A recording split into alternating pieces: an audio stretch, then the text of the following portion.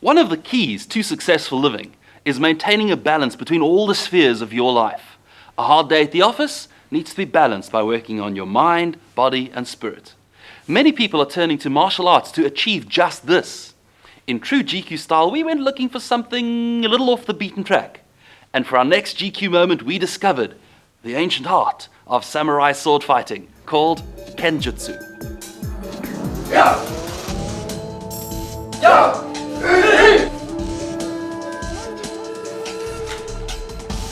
To introduce us to this amazing art, we found Sensei John van Sale at the Samurai Dojo in Claremont, Cape Town. John, a European sword is essentially a chunk of steel with a sharp bit. How different is the samurai katana from that? Samurai katana is really a marvel of metallurgy in a sense. There's nothing in Europe to compare with the sharpness, with the marriage between hardness and softness that is found in the blade. Up to 1 million laminations of purified steel. The symbol of their aristocratic status were the two swords worn in their belt, as I have here. The long sword being the katana and the short sword being the wakizashi. The authentic Japanese sword is made by a Shinto priest who purifies himself so that his heart is pure and his mind is clean before he starts forging the blade. Japanese swordsmiths are only allowed to make 2 swords a month, and on average a modern Japanese sword would go for about 25,000 to 45,000 US dollars, to give you an idea of the sort of value that's placed on these swords. Antique swords can go for up to 500,000 pounds. So, if I want to practice Kenjutsu, I need to rush out and spend $20,000 on a katana? Nowadays there are entry-level blades made in China, for example, that are perfectly acceptable for a beginner or a practitioner who doesn't have that kind of money to lay out. In fact, on the internet one can get blades from 2,000 Rand to 3,500 Rand for a reasonable entry-level blade. And the guys who come and practice with you, they practice with live blades? They do, but a lot of practice is done with the wooden swords. A wooden sword is known as a bokken or a bokuto. It can be used as an imitation live blade, or it can be used in a weapon as a weapon in its own right. With the bokken then being as lethal as that, do you often get injuries while practicing? Sometimes when the students are feeling frisky and they spar with one another with the wooden swords, we've had broken fingers, but that's about the most serious injury. Sometimes some minor cuts, usually self-inflicted.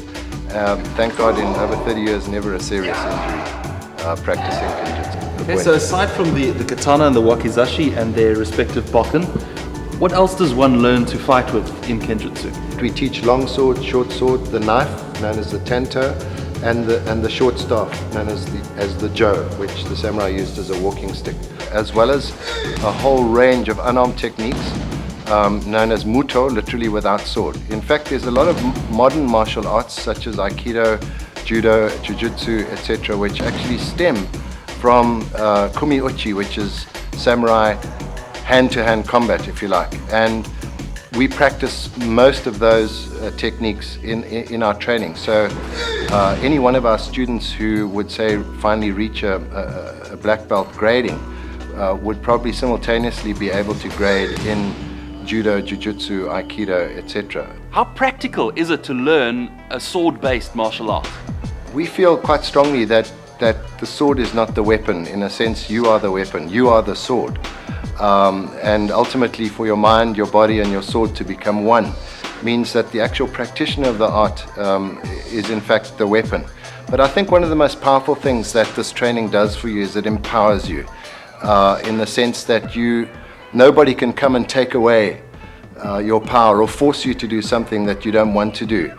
So I feel Kenjutsu teaches one to face situations in life without anxieties. It teaches one awareness, where one is taught to live a conscious life. It teaches you to respect other people, it teaches you to respect yourself, and it teaches you how to interact in the world out there.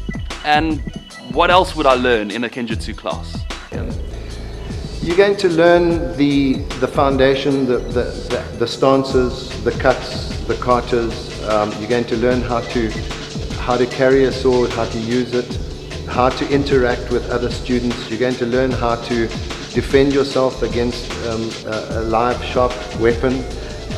You're going to learn how to fight with other students. They call it kumitachi, which means fitting together swords.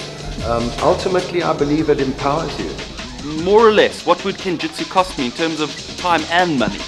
On the actual training sessions, essentially cost 50 Rand a class. Most of our students do 2 or 3 training sessions every week. And then to spend some time every day practicing your katas and practicing your movements.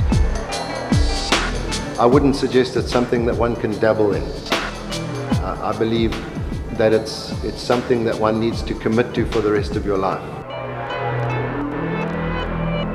And even after over 30 years, I still feel like I'm a beginner with so much more to learn.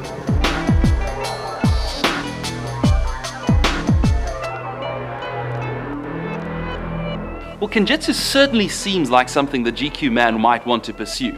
Where can I find out more?